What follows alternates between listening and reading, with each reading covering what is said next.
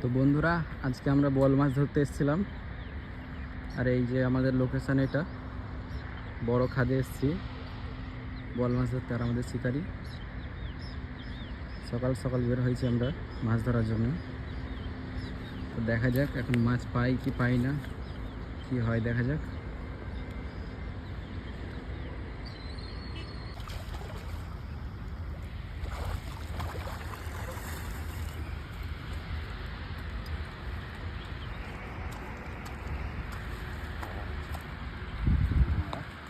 আজকে সকালে শিকার বোয়াল মাছ, স্পিনার শিকার।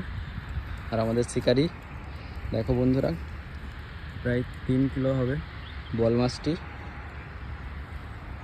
অনেকক্ষণ পর লেগেছে আমাদের শিকারির, তো অনেকই খুশি আছে। সাইজটা দেখো খালি।